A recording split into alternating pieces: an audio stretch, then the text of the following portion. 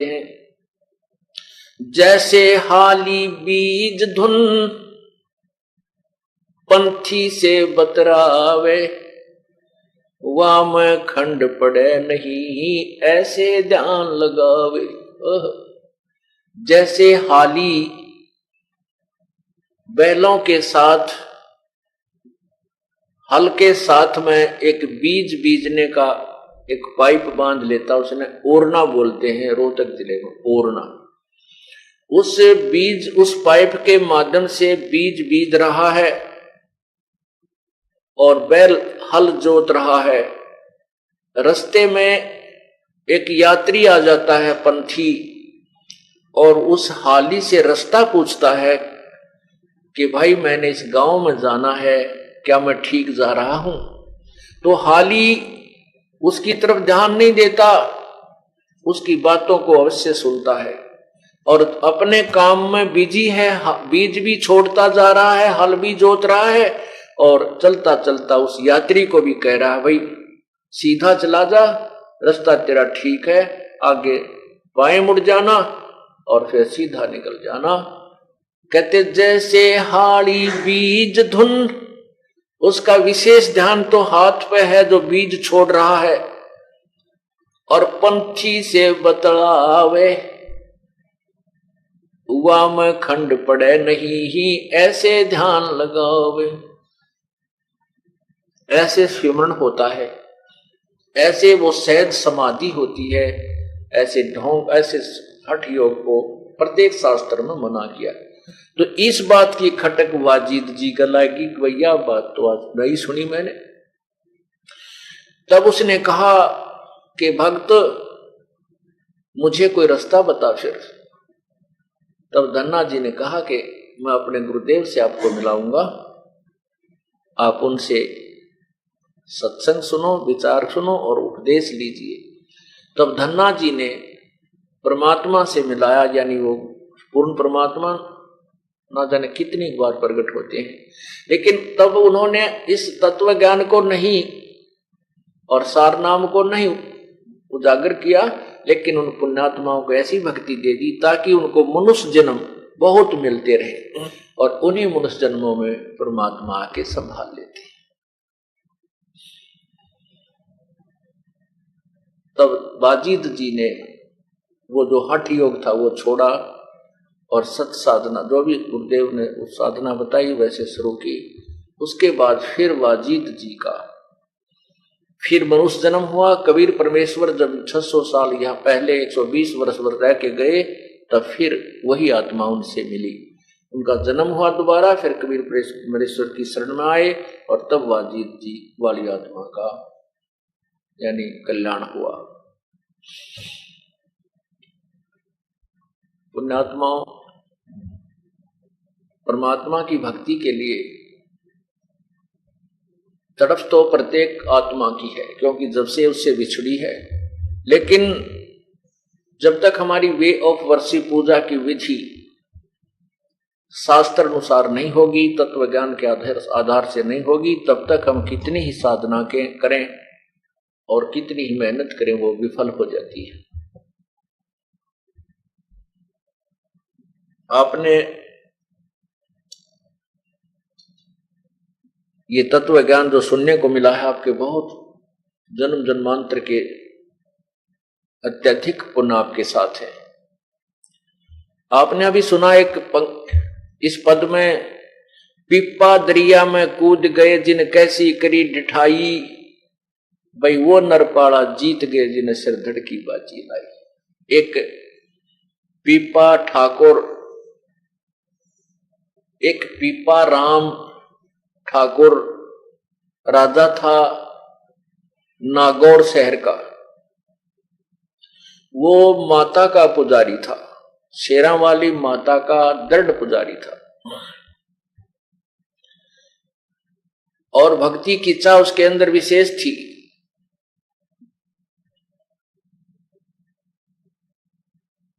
भक्ति की इच्छा उसके अंदर विशेष थी और वो संतों महात्माओं के समागम अपने घर पर करवाया करते थे। उधर से पूर्ण परमात्मा कबीर देव जी काशी में प्रकट थे और स्वामी रामानंद जी को उन्होंने तत्व ज्ञान से परिचित करवा दिया था। उसके बाद रामानंद जी की मंडली उस तत्व ज्ञान का ही प्रचार किया करती थी, आन उपासना को मना करने लगे।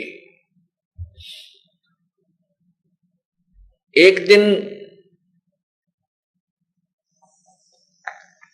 रामानंद जी की मंडली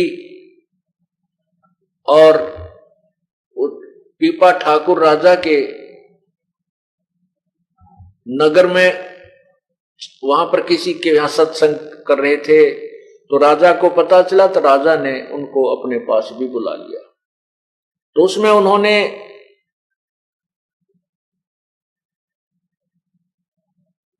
पूर्ण परमात्मा की महिमा का गुणगान किया और अन्य जो पूजाएं थी उनको छोड़ने के लिए प्रेरित किया। राजा ने कहा कि महात्मा जी, मैं तो शेरा वाली माता की पूजा करता हूं, मैं इससे ऊपर किसी शक्ति को नहीं मानता, कोई पावर नहीं है। तब रामानंद जी ने कहा कि अब तो हम जा रहे हैं और फिर आएंगे। तो उस पीपा जी ने कहा कि मेरे से माता साक्षात बातें करती है, मैं आपकी बातों में आने वाला नहीं हूं।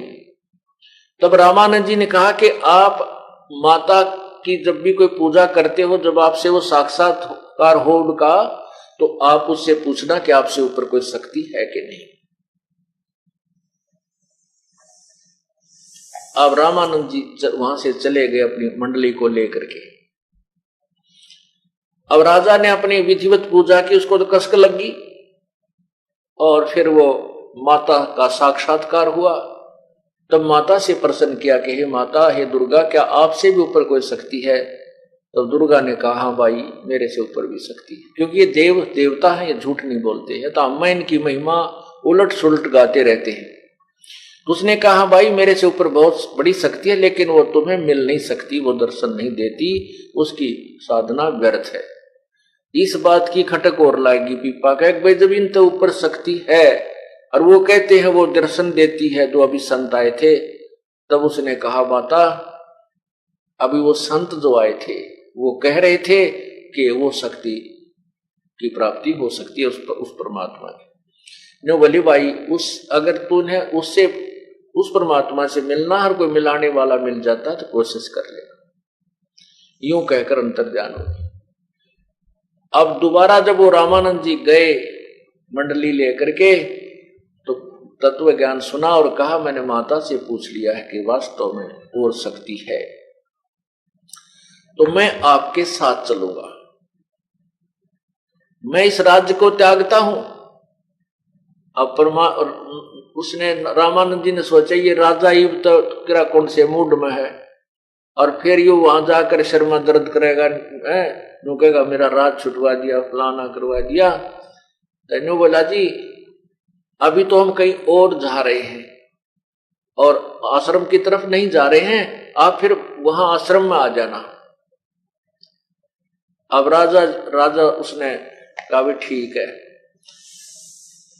उधर से उसकी 3 रानियां थी। हाँ, उसकी 3 रानियां थी राजा पीपा की। तो वो तीनों रानियों ने भी कहा कि हम भी आपके साथ चलेंगी, हम भी आपके साथ चलेंगी। अब पीपा जी को समस्या होगी, उसने रामानंद जी से कहा कि हे गुरुदेव, या तो समस्या ज्यों की तो रहेगी, ये रानियां मेरे साथ फिर चलेंगी, वो बखेड़ा वहां फिर रहेगा, इनकी रोज लड़ाई रहेगी, मैं इनके सुलटाने में लग गया रहूंगा। हे भगवान, अब इन तो पीछा और छुटवाओ, आपका कोई विधि बताओ। तब परमात्मा रामानंद जी ने कहा कि एक तरकीब है, तीनों को बुलाओ। अब तीनों रानी, परमात्मा बोले भी, रामानंद जी बोले भी ठीक है, तुम भी बोलो तैयार, राजा के साथ चल पड़ना। तो तीनों की तीनवा ने सारे गहने पैर लिए, कोती जितने भी थे, हार भी, दो आड़े को वो सोने के कड़े बना रखे जो भरा भरा पहरा करते राजस्थानी है, और पाया में भी और काना में भी सारे पूरी लद पद होगी सोने में, और बढ़िया सुंदर कपड़े पहन लिए। तीनों अपना तैयार होकर आगे चलो हम भी चलेंगे। अब बता, ये कोई वैराग धारण करने की तरीका था उनका। तब रामानंद जी बोले, बहन बेटी बात सुनो। अब पीपा से कहा कि मैं तरीका बताऊंगा, तो बोलिए मत। ठीक है जी, आप जैसे कोई। तो रामानंद जी बोले, बेटी जिन्होंने पीपा जी के साथ चलना है, ये सारे गहने जेवरात तार कर धर दो। रास्ते में करा कौन लूट ले ना, मेरा कितने ठग मिलेंगे। अब वो तीनों चली गई। उनमें से एक का नाम सीता था। उस सीता ने तो सारे गहने तार तोड़ कर धर दिए और सिंपल ड्रेस पहन ली, साधारण से साड़ी, और उन दोनों ने नहीं उतारे। जब राजा ने, वो सीता तो आके खड़ी होगी जी मैं तैयार हूं, मैंने तो ये सब उतार दिए गहने। वो दोनों कहने लगी, गहने ना छोड़ा हम, ये ना छोड़े हमारे पे, हम ना चलते हम ना जाते, गहने कौन छूटे। तो परमात्मा और रामानंद जी बोले, ले भाई आधी बीमारी तक कटी, एक रहेगी, अब इसने भी देखते हैं। तो उसने कहा, बेटी वह जो सीता रह गई थी कि बेटी ऐसे नहीं चला जाएगा, वहां तो जरा ने कितनी बुढ़ी अच्छी सुननी पड़ेगी दुनिया की, किरा कौन क्या क्या कहेगा, तुम्हारी जवान अवस्था है बेटी, वहां ऐसे नहीं जाया जाएगा। ने बोले जी कुछ भी कुछ कहो, कोई भी, मैं अपने पति के साथ जाऊंगी और भक्ति करूंगी, इसके बीच में जो ना मैं नहीं रह सकती। तो उसने कहा, बेटी अगर आपने चलना है तो ये साड़ी उतार दे, नग्न होके चलना पड़ेगा तुझे हमारे साथ। सीता बोली, अभी ले। वो जब लागी साड़ी उतार, तब रामानंद बोले, बस बेटी बस बस डट जा। तब कहा, पीपा ये तेरा बिल्कुल सच्चा साथी है, ये आत्मा परमात्मा को चाहने वाली है, ये तुझे बाधा नहीं करेगी भक्ति में कहीं पर भी, आप इसको साथ ले सकते। अब रामानंद जी तो दूसरी साइड में चले गए और कहने लगा, अब तू आ जाइए, अब फिर देख कमजोरी। अब राजा ने क्या किया, घोड़े और उन 15 धन धर लिया, कूड़ा ले जाऊंगा, फिर वो धन धर के घोड़िया पे अब भंडारा करूंगा गुरुजिया के पास जाके, और घने घोड़े ले रहा। तो 5-7 दिन के बाद वो रामानंद जी के आश्रम में पहुंच गया, सारे साजबाज ने लेकर, सैनिक भी साथ में। तब रामानंद जी के पास राजा पहुंचा, साथ में वो उसकी पत्नी थी।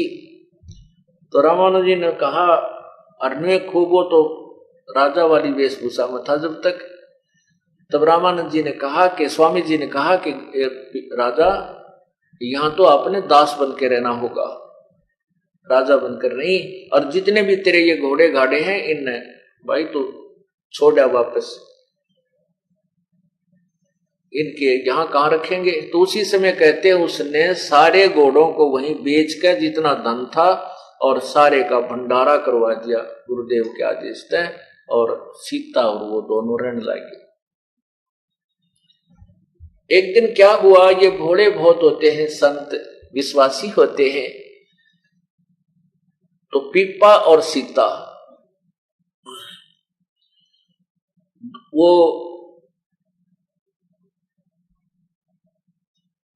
जमुना के किनारे बनारस में, काशी में घूम रहे थे।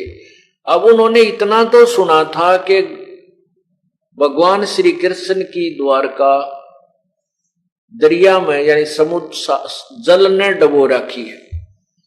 अब उनको पूरी कथा का ज्ञान नहीं था। ऐसे दोनों जने, वो पीपा और उसकी पत्नी सीता, ऐसे नहर की पटड़ी दरिया के साथ साथ टहल रहे थे, और स्वामी रामानंद जी कहीं बाहर चले गए थे अपने सत्संग उद्देश्य थे। तो वो बैठे बैठे बातें करने लगे। भोले होते हैं संत। सीता, पीपा ने कहा, सीता सुना है भगवान की द्वारका जल में डूब गई थी, पता नहीं कहां सी होगी, इच्छा करता है कि भगवान से मिलने एक बार आए हुए द्वारका में चलते हैं, भगवान वहां मिलेगा। उनकी बात एक लफंडर सा पाली सुने था।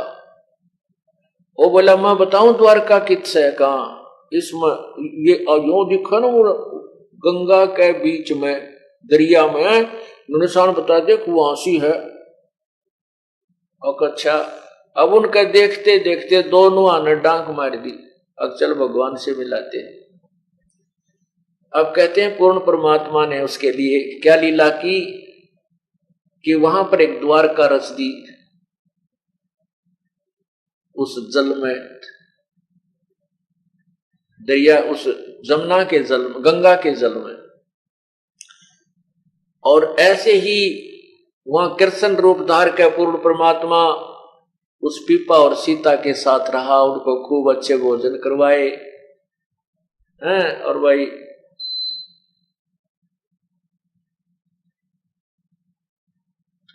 एक यानी 7 दिन तक उनको वहां रखा मेहमान बना करके।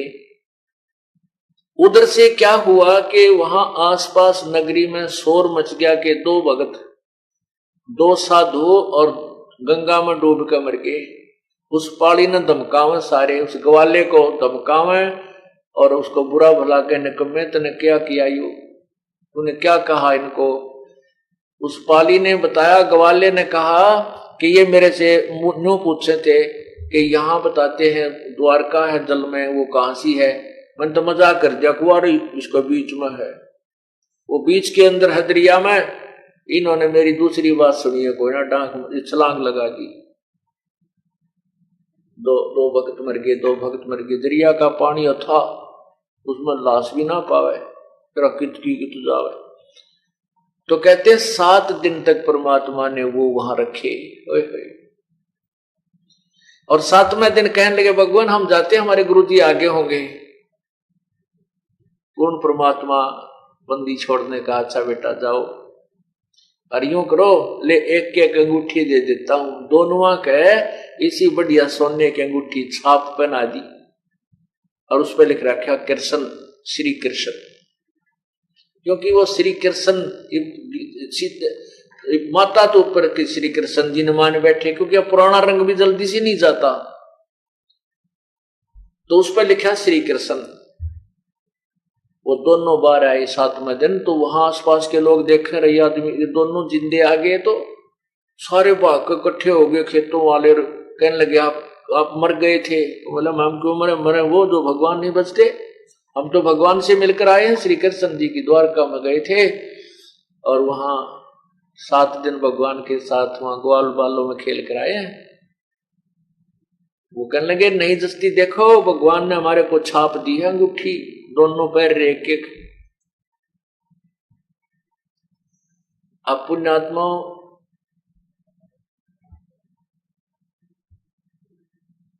परमात्मा जो है ये समर्थ शक्ति है, वो पूर्ण ब्रह्म है। इस भक्ति को जीवित रखने के लिए वो ना जाने क्या क्या लीलाएं करता है। एक बार क्या हुआ कि पीपा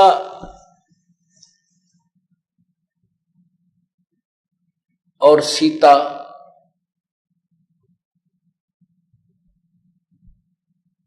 ऐसे जा रहे थे और जाते वो एक उसमें बैठ गए वृक्ष के नीचे।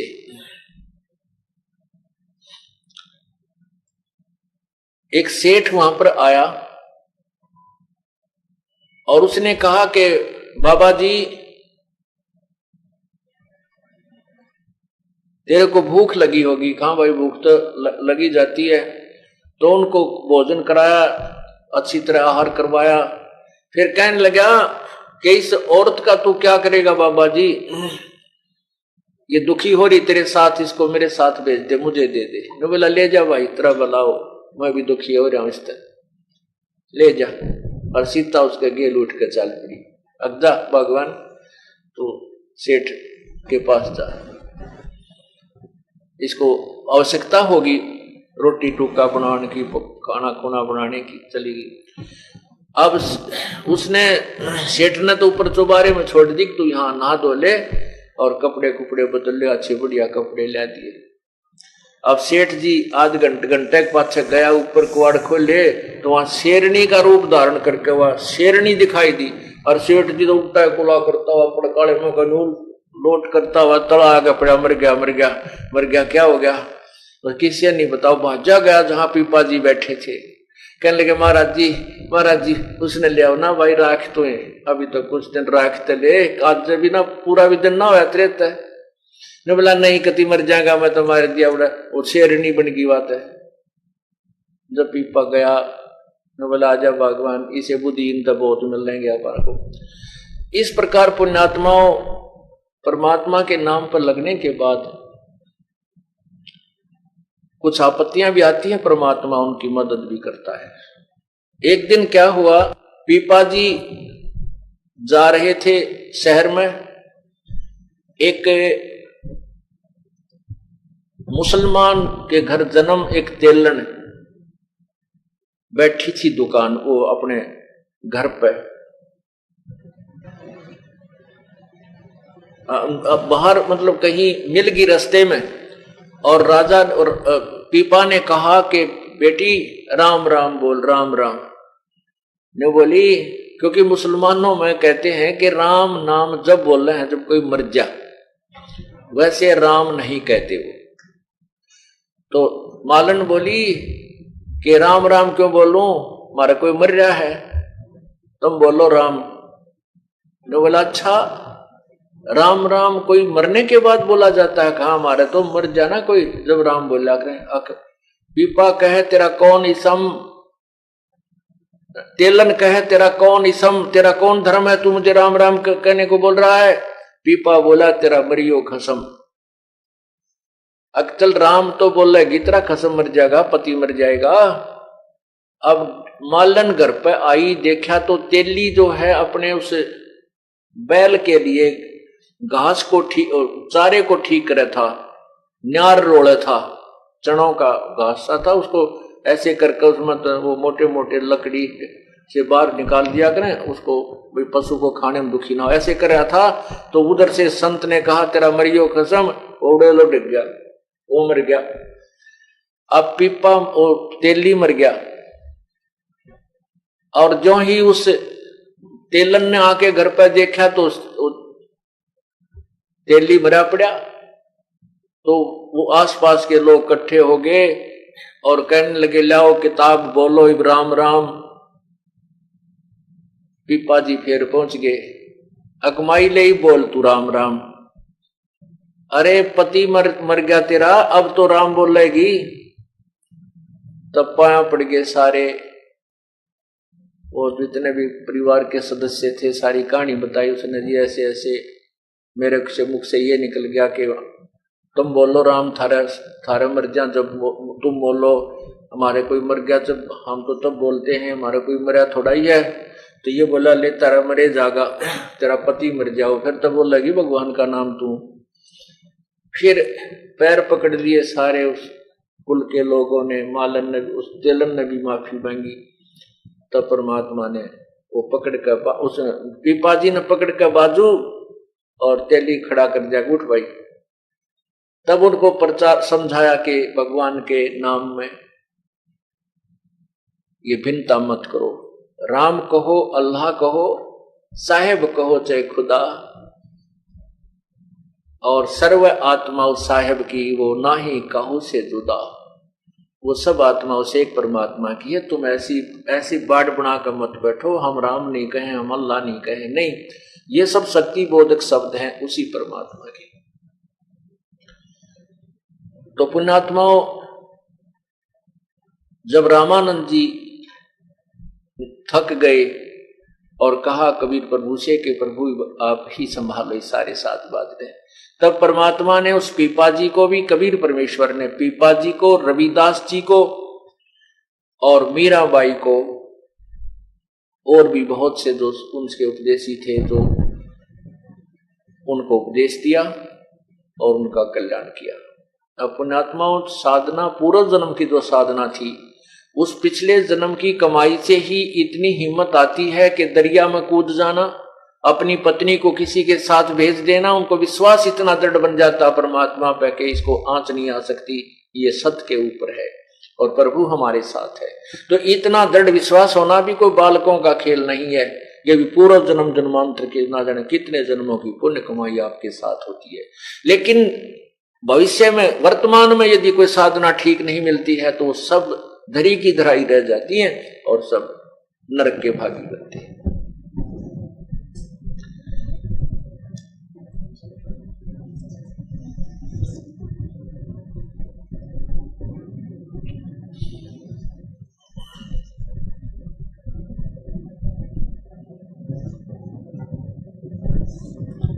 एक समय कबीर परमात्मा जी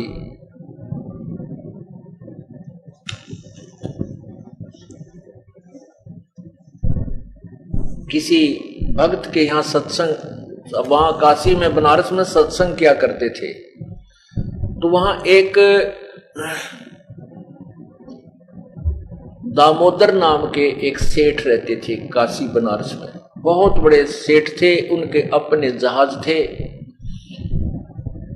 और जहाज के माध्यम से वो दरियाओं के अंदर, बड़ी बड़ी दरियाओं नदियों के अंदर से जहाज ले जाता था और दूसरे जो है ना प्रदेशों में जाकर के व्यापार बिजनेस किया करता था। वो बहुत ही धार्मिक व्यक्ति था, भगवान श्री राम श्री कृष्ण का पक्का पुजारी था। उसकी पत्नी धर्मवती, वो भी बहुत ही श्रद्धालु थी, परमात्मा की चाहने वाली थी।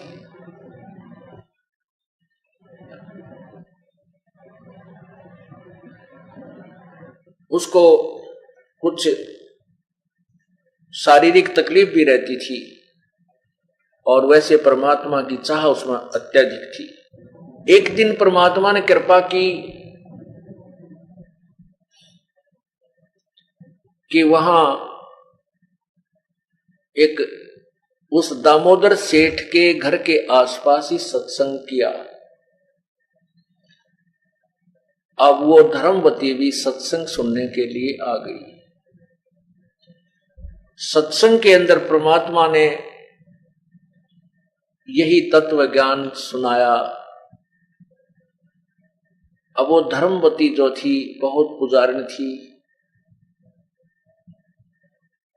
अन्य आन उपासना भी बहुत करती थी, लेकिन बुद्धिमान बहुत थी। परमात्मा ने पूरा ज्ञान समझाया कि ब्रह्मा विष्णु महेश की पूजा जो की जाती है, इन पूजाओं से मोक्ष नहीं होता। और भी आत्म ज्ञान समझाया और भक्ति के मार्ग में चेतावनी दी। क्या कहा? सत्संग में बताया,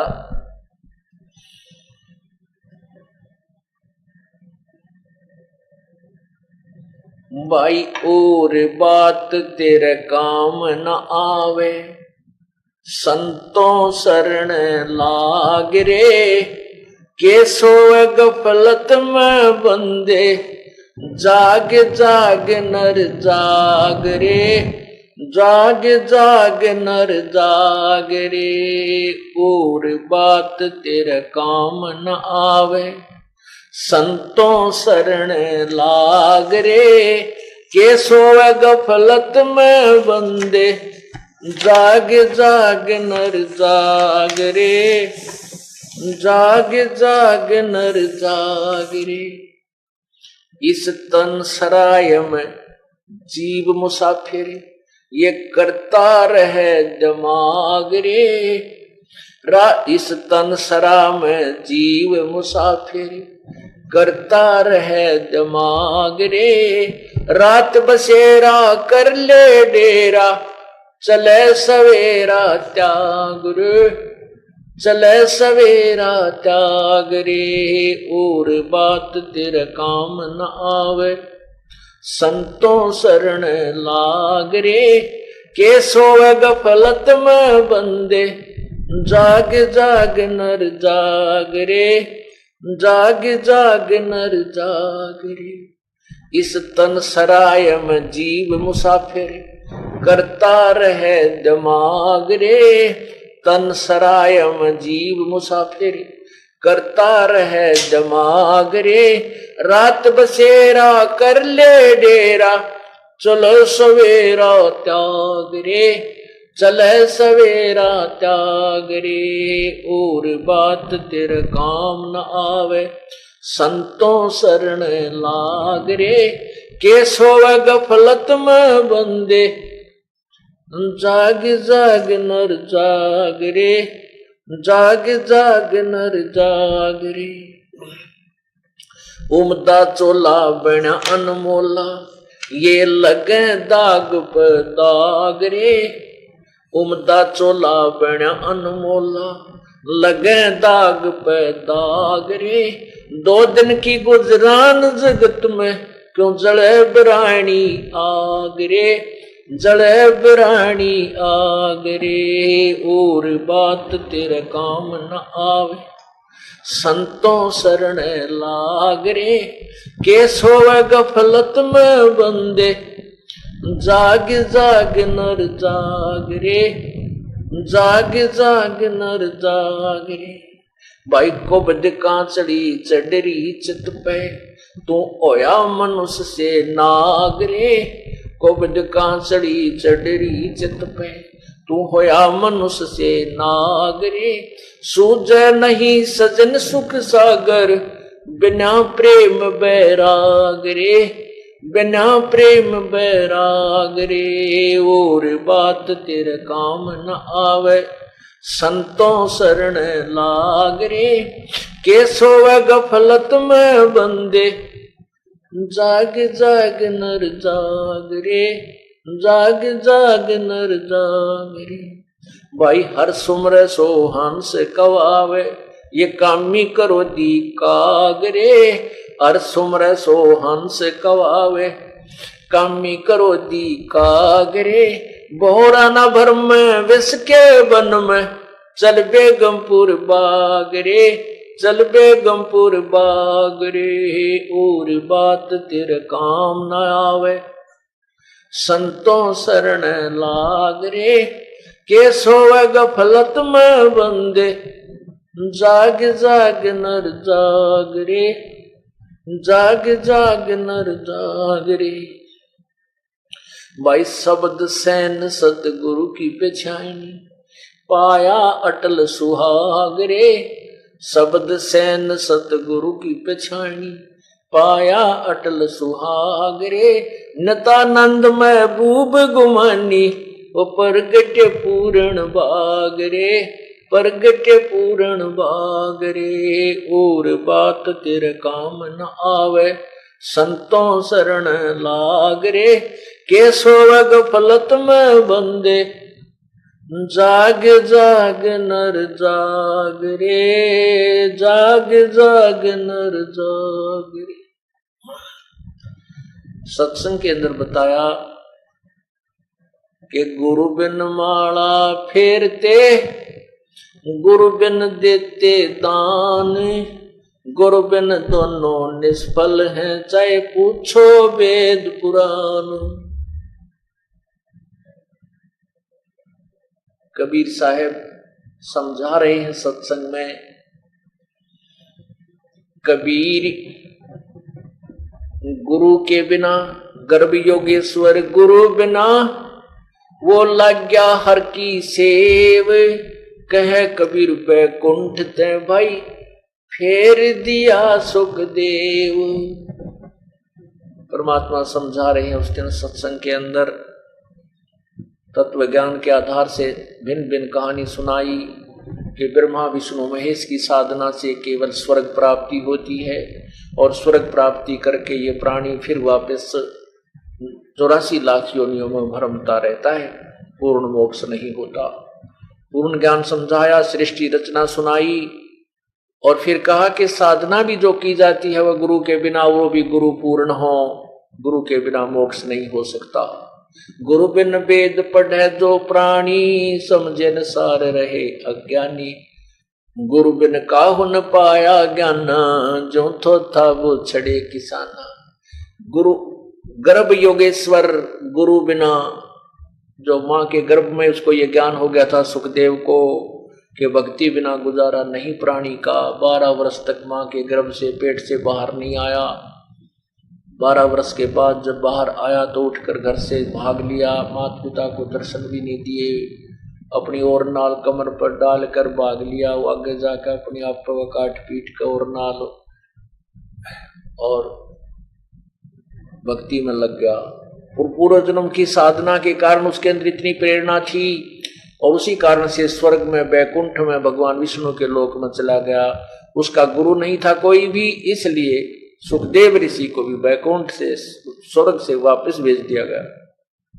फिर राजा जनक गुरु किए, फिर कीनी हर की सेव, कह कबीर वैकुंठ में उल्ट मिले सुखदेव। फिर गुरु राजा जनक से गुरु उपदेश लेकर के उस सुखदेव ऋषि ने फिर भगवान की साधना की तो फिर वो स्वर्ग में चला गया। और भी बहुत सी कथाएं सुनाई। तो वो धर्मवती जो दामोदर सेठ की पत्नी थी, वो गई तो यूं थी चल संता के सत्संग सुन लिया करते हैं, और उसने तो ऐसा सुना उसकी तो जो ना अंदर से आत्मा जबरदस्त जागेगी। और उसने सोचा कि मैं जो पूजाएं कर रही हूं ये तो बिल्कुल व्यर्थ है, और साथ में गुरु के बिना साधना तो बिल्कुल गलत होती है। अब वो इतनी अपने पति की इतनी वफादार थी कि उनकी आज्ञा के बिना कोई भी कार्य नहीं करती थी।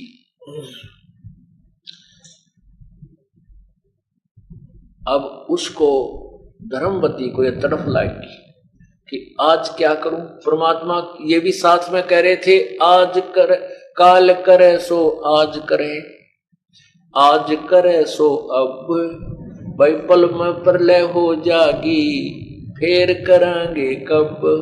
क्या बेरा सांस का, इस श्वास का क्या पता कै दिन का ये कब यहां से चला जाए, ये प्राणी और सब साजबाज रखा रह जाए। नहीं भरोसा देही का ये बिन सजावे छनमाही, भाई श्वास उश्वास में नाम जपो और जितन का सुनाई। कहने का भाव ये है कि उस धर्मवती को इतनी प्रेरणा होगी, ये भगवान नाम तो लेना चाहिए, ऐसे गुरु इतना बढ़िया ज्ञान बताने वाले कब कब मिले। उधर से उसके साथ धर्म संकट खड़ा हो गया कि मैंने पति की आज्ञा नहीं ली और बात बिगड़ गई और नाम लेना चाहती हूँ। तो उसने अपनी सहेली से कहा कि बहन जो परमात्मा कबीर जी की शिष्या थी, कहने लगी मैं तो नाम लेना चाहती हूँ पर मेरे सामने एक समस्या आ गई।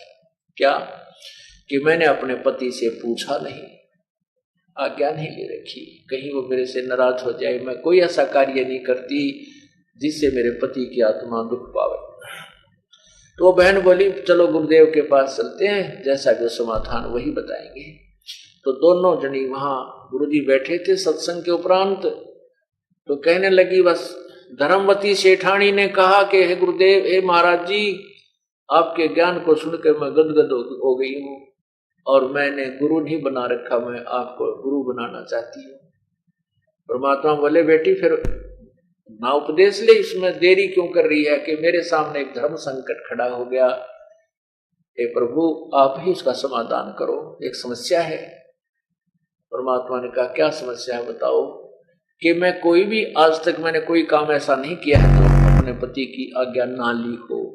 मेरे पति दूर देश गए हुए और वो ना मेरा महीने माह में, 2 महीने माह में, 6 महीने माह में, और आपके ज्ञान से मैं इतनी तड़फ गई हूं कि मैं एक दिन भी नहीं छोड़ना चाहती। सांस का कोई भरोसा नहीं।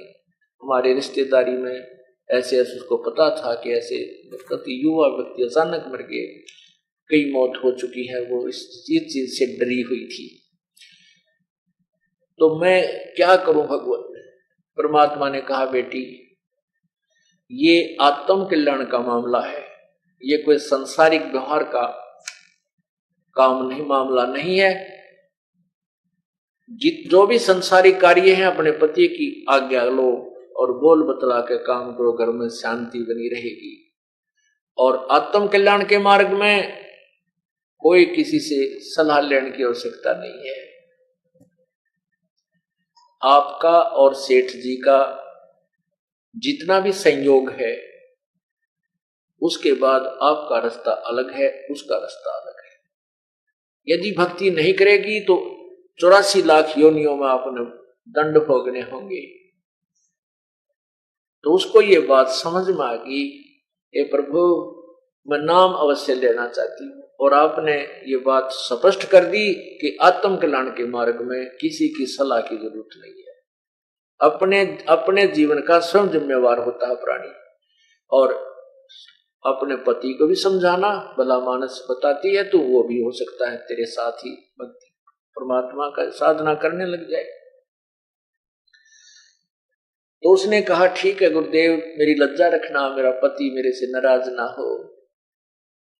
उस भक्तमती धर्मवती ने परमात्मा से उपदेश ले लिया और कुछ दिनों के बाद वो सेठ जी वापस आ गए।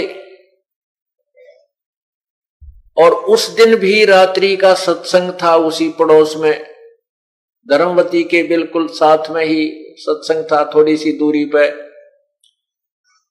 अब वो धर्मवती बहुत समझदार थी, उसने सोचा आज मैं अपने पति से प्रार्थना करूंगी। जब वो खाना खाने लगा, सेठ जी ने खाना जब खा लिया, तब धर्मवती ने कहा जी मेरे से एक गलती बन गई, आप मुझे क्षमा कर देना। अब वो दामोदर सेठ कहने लगा कि मेरी पत्नी पर मुझे पूर्ण विश्वास है कि वो ऐसी गलती नहीं कर सकती जिसको मैं अक्षमा ना कर सकूं। अब जी मेरे पर बहुत गलती बन गई, आप माफ कर देना। अब कोई बात नहीं, बताओ क्या गलती बन गई? कि मैंने आज तक कोई भी कार्य आपकी आज्ञा के बिना नहीं किया था, परंतु यहां पड़ोस में एक सत्संग हो रहा था और मैं सत्संग सुनने चली गई उस सहेली के साथ, और महाराज जी ने ऐसी बढ़िया बढ़िया बातें बनाई। महाराज मेरा तो नाम लेने को दिल कर गया, मैंने गुरु बना लिया, आपसे पूछ नहीं सकी।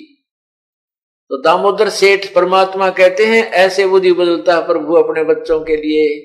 तो दामोदर सेठ ने एकदम कहा कि यह क्या गलती, हमने तो नहीं सुना है गुरु बिन मोक्ष नहीं होता।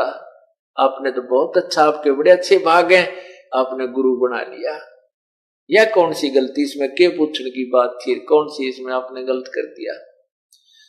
अब 100 शुक्र मनाए उस प्यारी आत्मा ने अपने परमात्मा के, परमात्मा आपने बड़ी दया करी, आपत्ति टाल दी मेरी सारी। ये फिर उसने सोचा कि ये लोग ऐसे ही होते हैं, कोई कुछ कहेगा क्योंकि ये बाहर ज्यादा रहता है, और किसी ने इसके कान में फूंक मार दी कि तेरी पत्नी रात को ऐसे करती है, वहां जाती है, तो कहीं ये हमारे गृहस्थ जीवन में कोई बाधा ना बन जाए।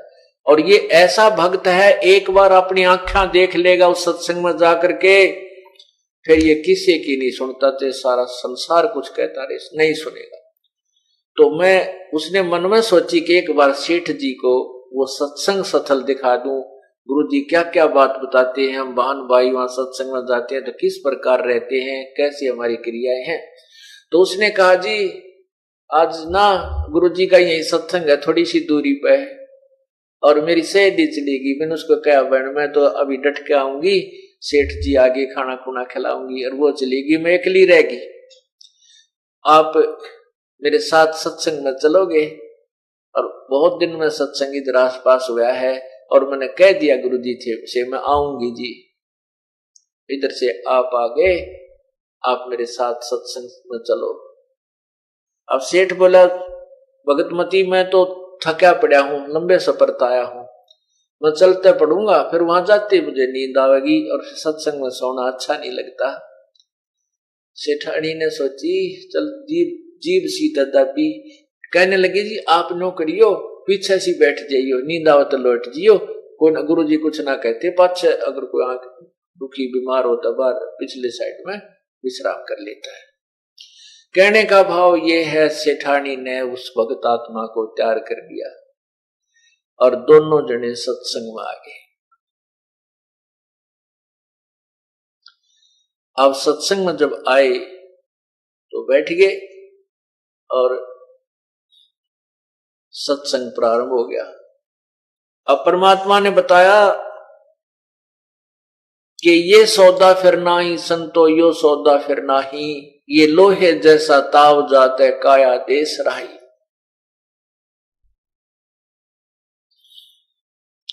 तीन लोक और भवन चतुर्दश सब जग सौदे आही, और दुगने तिगने किए चौगने किन्हों मूल गवाही।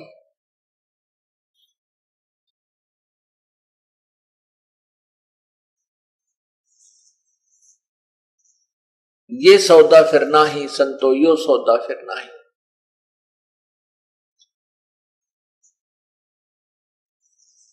फिर क्या बताते हैं कि ये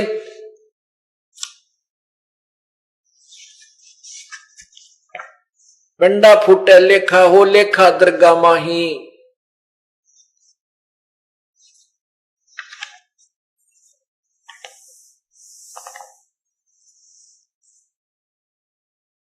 कहते हैं उस दरगाह में मार पड़ेगी त्रियम पकड़ेंगे बाही, वह दिन की मोह डरनी लागे लज्जा रैक नाही। नर नारायण देही पाके तू फेर तुरासी जाही, और जा सतगुरु की मैं बलिहारी जो जामन मरण मिटाही। फिर कहते हैं कुल परिवार तेरा सकल कबीला मसरत एक ठहराई, बांध पिंजड़ी आगे धर लिया मरकट को ले जाई। अग्नि लगा दिया जद लंबा फूक दिया उस ठाई, वेद बांध फिर पंडितावे गुरु जी आए पाछे गरुड़ पढ़ाई। नरसे तीतू पसवा की जय गद्दा बैल बनाई, ये 56 भोग कहा मन बोरे की तो कुरडी सरने जाई।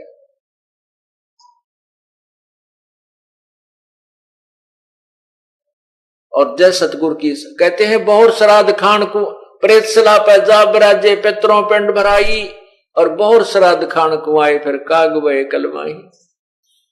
जय सतगुरु की संगत करते तेरे सकल कर्म मिट कट जाई, अमरपुरी पर आसन होते जहां धूप ना छाई। पूर्ण परमात्मा ने सत्संग में ऐसे वचन कहे कि भाई अब तो हम आलस भी कर जाते हैं, भक्ति में भी आलस कर जाते हैं, और जब हम पशु बैल पक्षी बन जाएंगे, बैल बन गए, तो कोई आलस नहीं करने देगा। और फिर क्या आहार होगा पशु बनने के उपरांत?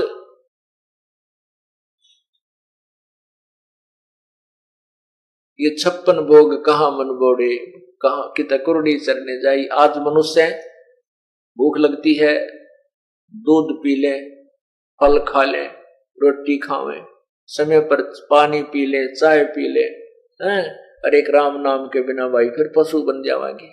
और पशु बनने के बाद फिर बैल बन जाएंगे, नाक में नाथ गल जाएगी, और किसान के हाथ में डोर आ जाएगी।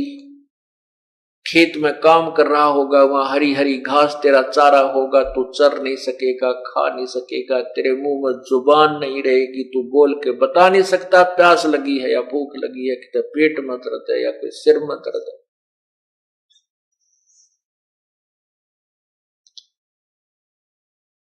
अब सेठ जी को कहां नींद आवे थी, वह पुण्यात्मा का उसका तो कलेजा धड़कन लग गया, दिल की धड़कन बढ़ गई, तरह गजब हो गया, या तो बहुत बूढ़ी बनेगी। क्योंकि पुण्यात्माओं प्रत्येक व्यक्ति जो पूर्व संस्कारी होते हैं साधना अवश्य करते रहते हैं।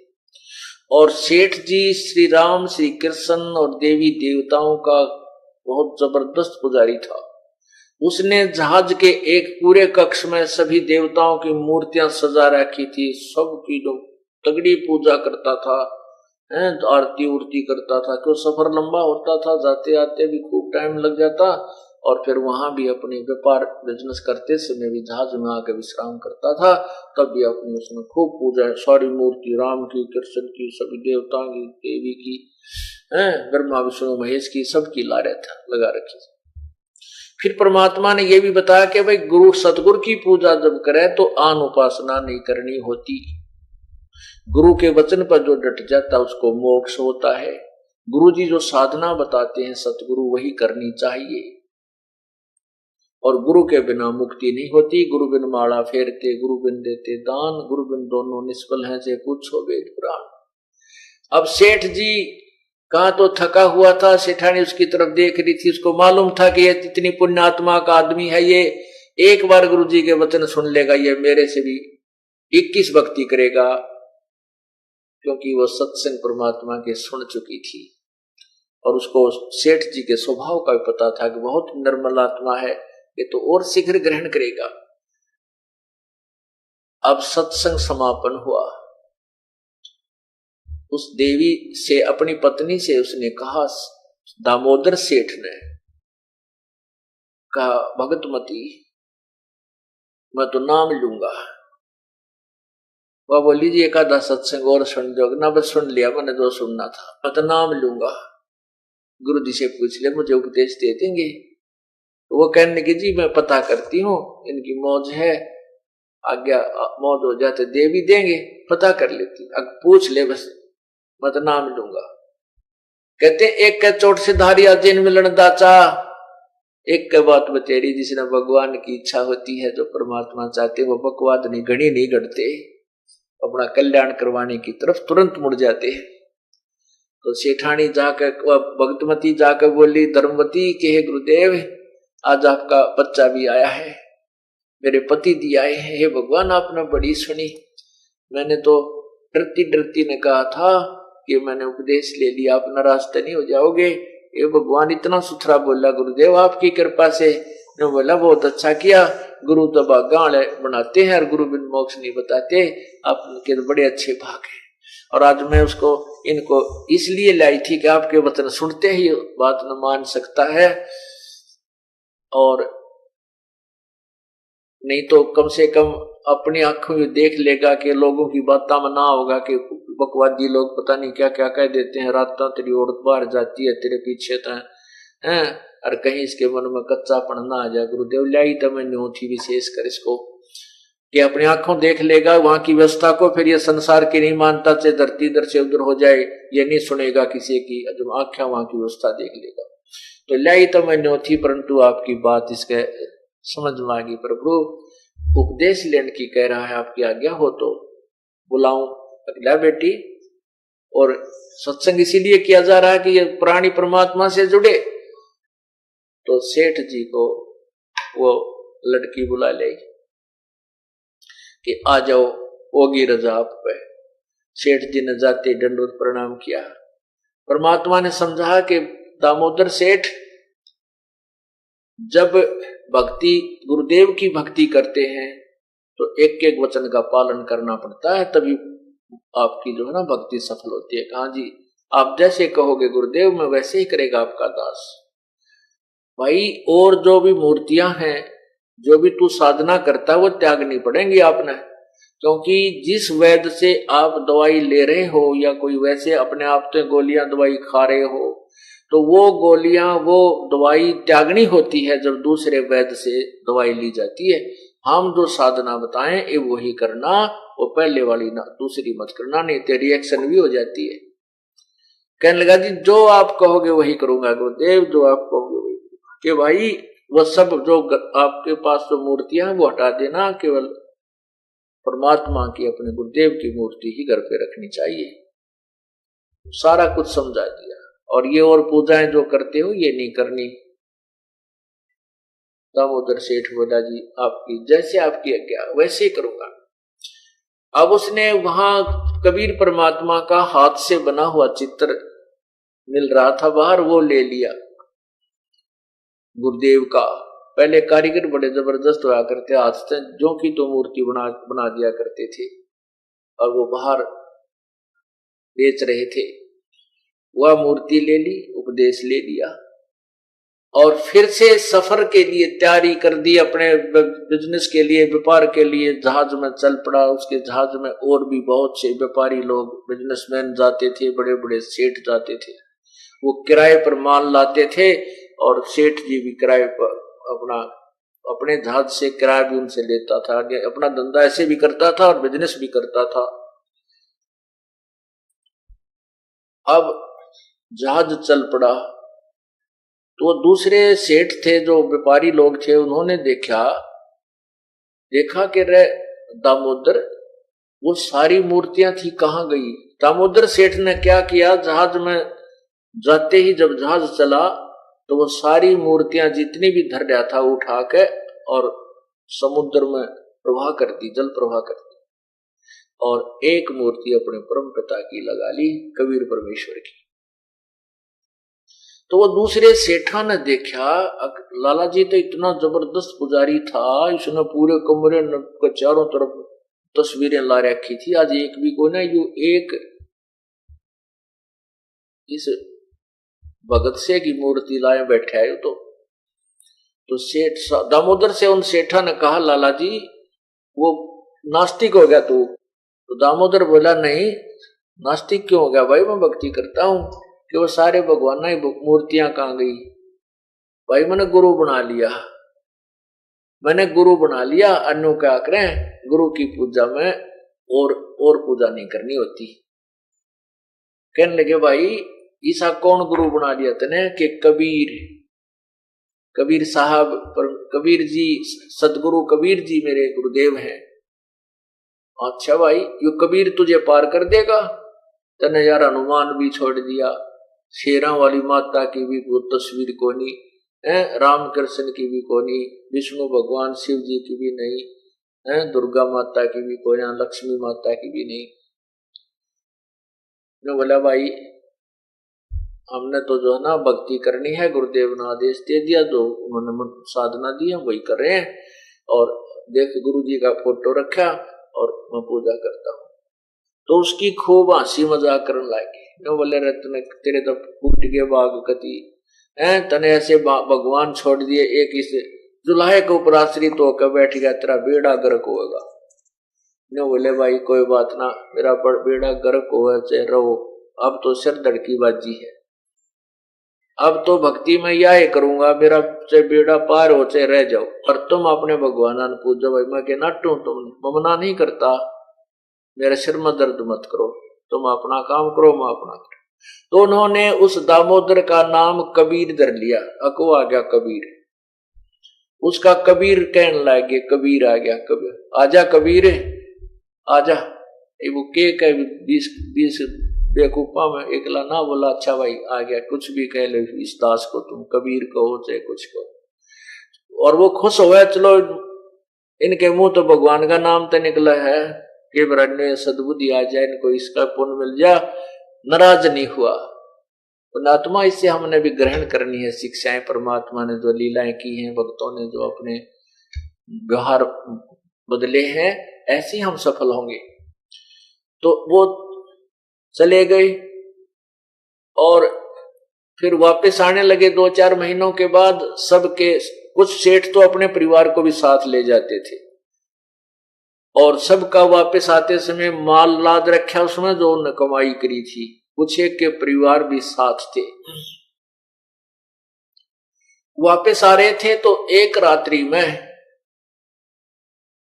इतना भयंकर साइक्लोन आया, तूफान आया कि उस दरिया का जल बहुत, उस दिन वो कुछ दरिया से मैं करके और समुद्र से पार कर रहे थे, समुद्र के कुछ टुकड़े को पार करके उस दूसरे देश में, दूसरे प्रदेश में जाना था, तो समुद्र से जा रहे थे, आ रहे थे वापस। तो उनको एकदम ऐसा साइक्लोन, इतना जबरदस्त, एक तो समुद्री वो तूफान आता है, वो समुद्री तूफान 40 फुट ऊंचा पानी उठकर चल पड़ता है, और ऐसे ऐसे खूब। तो वो शाम का समय था, और उधर से देखा कि वो साइक्लोन खड़ा हो गया है, अब जहाज के बचने की कोई आशा नहीं रही। और पता था कि घंटे 2 घंटे में 3 घंटे में ये समुद्री तूफान हमारे तक पहुंच जाएगा, रात हम गए। और उधर से वो जहाज ऐसे ऐसे हिलने लगा, वो जो तूफान की जो लहर चल ही रही थी, अभी आया नहीं था। अब सब कांपने लग गए और अपने अपने भगवानों को याद कर रहे हैं, और दामोदर सेठ ऐसे अपना कमर लाए बैठा है। वो कोई क्रिया नहीं कर रहा है।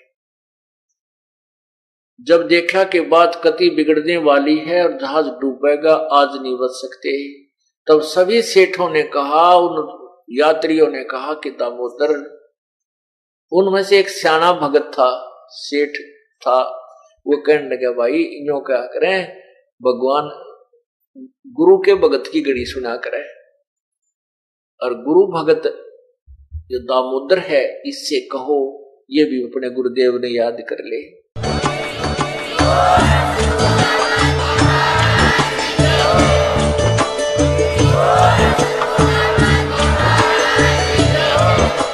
अगर आप ये वीडियो YouTube पर देख रहे हैं तो हमारे चैनल को सब्सक्राइब करें और बेल आइकन को दबाना ना भूलें। अगर आप Facebook पर ये वीडियो देख रहे हैं तो हमारे पेज को लाइक करें।